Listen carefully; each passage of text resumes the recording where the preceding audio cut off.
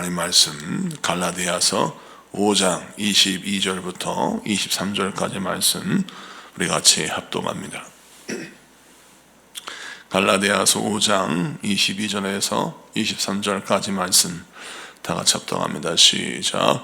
오직 성령의 열매는 사랑과 희락과 화평과 오래 참음과 자비와 양선과 충성과 온유와 절제니 이 같은 것을 금지할 법이 없느니라. 아멘.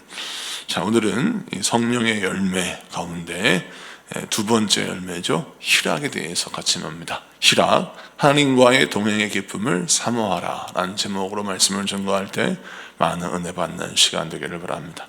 성령이 임하시면, 성령님과 함께 거하면 반드시 우리 인생 가운데 나타나는 열매들이 있는데 그 열매 가운데 하나가 희락이라는 것입니다. 이 희락이란 말이 무엇이냐?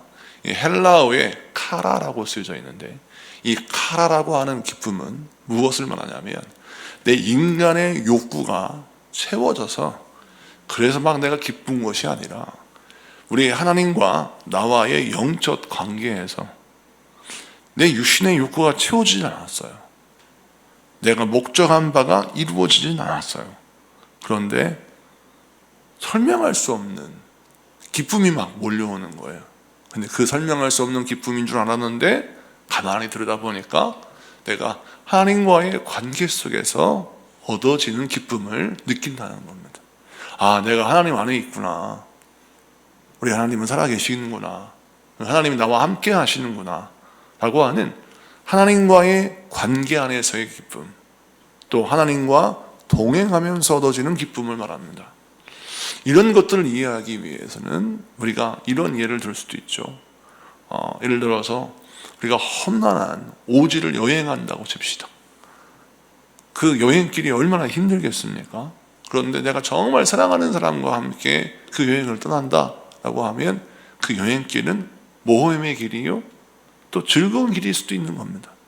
여행이 즐거운 것은 여행하는 여정만 즐거운 것이 아니라 같이 동행하는 사람이 있을 때 그 여행이 즐거운 것입니다. 그것처럼 오늘 이 희락은 하나님과의 동행을 통하여 얻어지는 기쁨을 합니다. 자, 그렇다면 오늘 본문에 오직 성령의 열매는 희락이 있다라고 하면 이 희락은 우리 주님께서 우리에게 무엇을 설명하시는 희락입니까? 너희가 만약 하나님 안에 거한다면, 그리고 하나님과 동행하는 삶을 산다면 너희 안에 진정한 기쁨이 회복될 것이다 라고 말씀하고 있는 겁니다.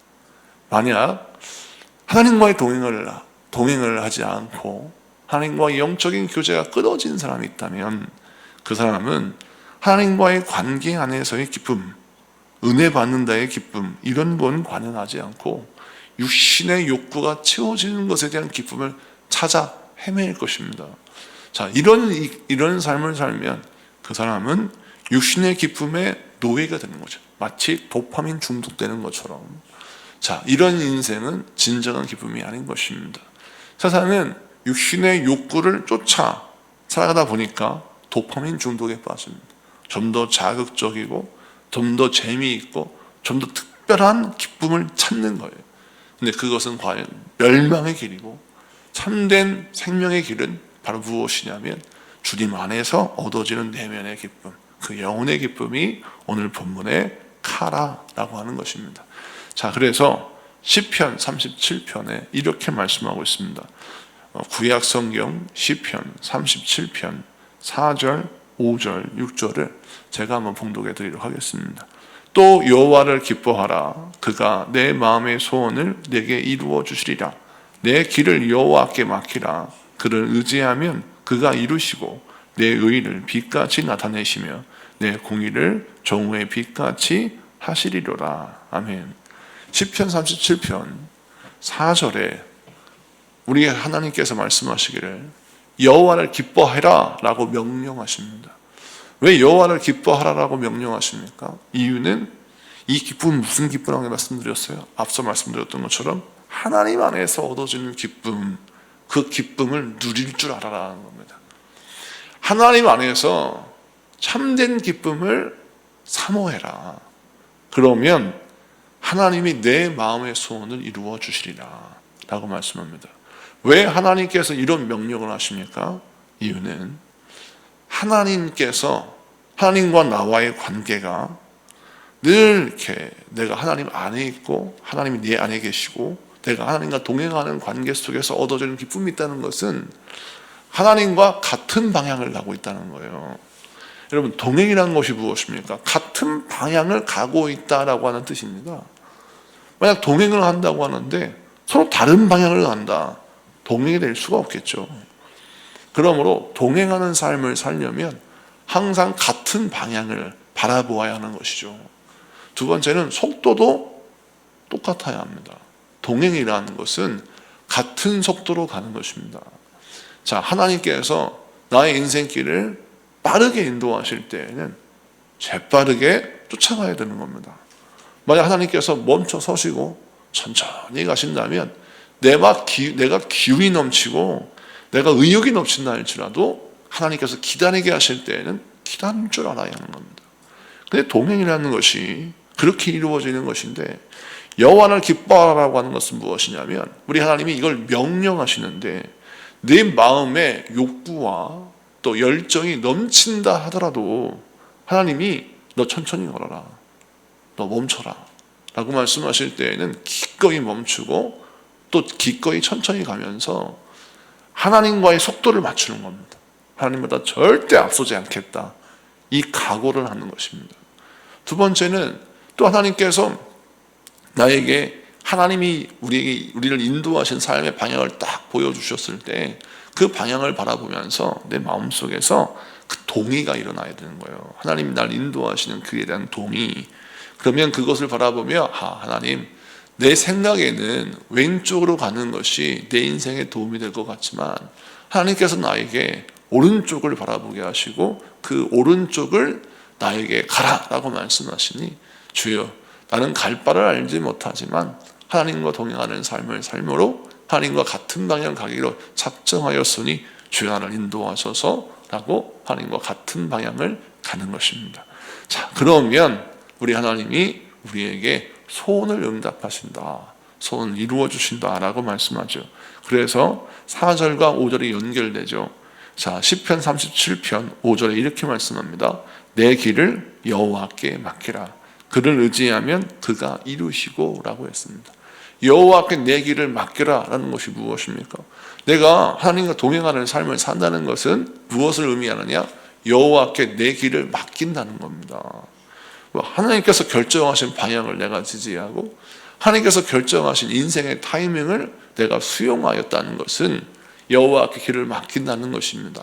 그러므로 여호와께 길을 맡기면 그 길을 인도하신 하나님이 그 길을 이루신다라고 말씀하고 있는 것이죠. 이 말씀 붙들고 여러분들도 승리하신 여러분들에게 축복합니다. 자, 그 다음에 우리가 같이 한번 말씀을 보겠습니다. 요한복음 15장 10절 찾아보세요. 여러분의 성경 요한복음 15장 10절.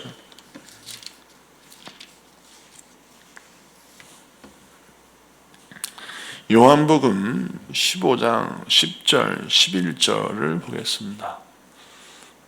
여러분이 가지신 성경 요한복음 15장 10절에서 11절 다 같이 읽습니다. 시작. 내가 아버지의 계명을 지켜 그의 사랑 안에 거하는 것 같이 너희도 내 계명을 지키면 내 사랑 안에 거하리라. 내가 이것을 너희에게 이름은 내 기쁨이 너희 안에 있어 너희 기쁨을 충만하게 하려 함이라. 아멘.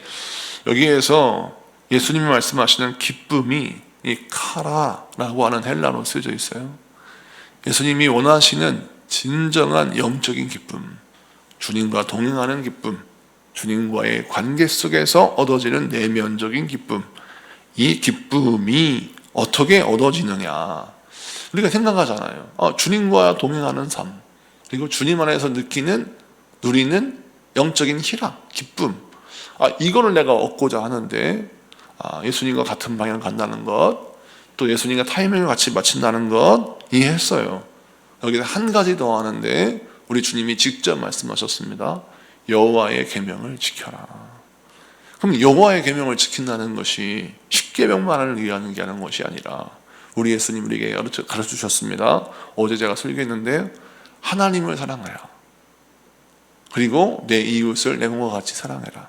하나님 어떻게 사랑하셨습니까? 네 마음을 다하여, 네 뜻을 다하여, 목숨을 다하여 주 너의 하나님을 사랑해라. 이게 너에게 크고 첫째 되는 계명이요. 내 이웃을 내 몸과 같이 사랑하라. 이것이 두 번째 계명이라는 것입니다. 이 두 계명이 예수님이 말씀하시는 온 율법과 선지자의 강령이라고 말씀하셨습니다.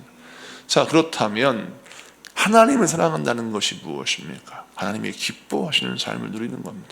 하나님께서 우리가 신앙생활할 때 어떻게 신앙생활을 해라 라고 말씀하시는 것, 그 하나하나를 기억하면서 하나님이 기뻐하시는 것을 이루기 위하여 노력하는 것이죠. 여러분, 누군가를 사랑한다면 그 누군가를 사랑한다는 그 의욕과 욕구와 그 마음은 항상 무엇을 동반하느냐? 그 사람에게 걸맞는 삶이 되고 싶어서 노력하는 것입니다. 그래서 여러분, 사랑하면 어떻게 됩니까? 그 사람에게 잘 보이기 위해서 외모를 가꾸고 그 사람에게 잘 보이기 위해서 뭔가를 노력하게 되는 거죠. 당연한 것입니다. 하나님을 사랑한다고 하면서 말로는 하나님을 사랑한다고 하는데 내가 하나님 앞에 정말 하나님이 기뻐하시는 것, 예를 들어서 하나님의 것을 하나님께 드리거나 또 하나님의 기뻐하시는 삶을 통해서 감사하거나 내가 봉사하거나 헌신하거나 기도하거나 이 모든 것들이 하나님이 기뻐하시는 것이 그것의 한 종류라는 겁니다. 이것을 하나하나 지켜나가다 보면 어떤 일이 벌어집니까?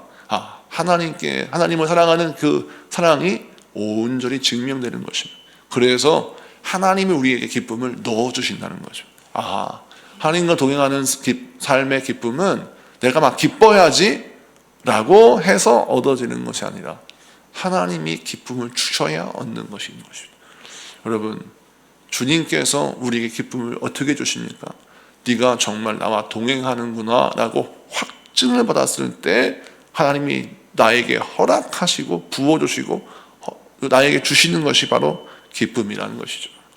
여러분, 내가 막 느끼는 기쁨, 막 기뻐해야 되겠다라고 해서 얻어지는 기쁨이 아니라 주님이 나에게 허락하신 영적인 평안 가운데 오는 기쁨, 이 기쁨을 받아 누리는 여러분 되시기를 축복합니다. 말씀 마치고 정리합니다. 오늘은 성령의 열매의 가운데 어제에 이어서 두 번째 희락에 대해서 같이 말씀을 나누었습니다. 희락은 육체의 욕구가 만족함을 통해서 얻어지는 기쁨이 아닙니다. 이 희락은 세상에 빼앗아갈 수 없는 기쁨입니다. 상황과 환경에 따라서 좌지우지되는 기쁨이 아니라 이 기쁨은 우리 하나님과의 관계에서 얻어지는 기쁨이요, 우리 하나님과 동행하는 삶으로 얻어지는 기쁨입니다. 이 기쁨을 누리기 위해서 우리가 어떻게 해야 합니까? 방향이 같아야 합니다. 속도가 같아야 합니다. 우리 하나님의 기뻐하시는 것이 무엇인지를 깨달아 알아. 우리 하나님 앞에 바로 서서 하나님이 원하시는 것을 내가 드리고 하나님이 원하시는 것을 꿈꾸고 하나님이 원하시는 것을 품고 기도하는 여러분 되시기를 축복합니다. 기도합시다.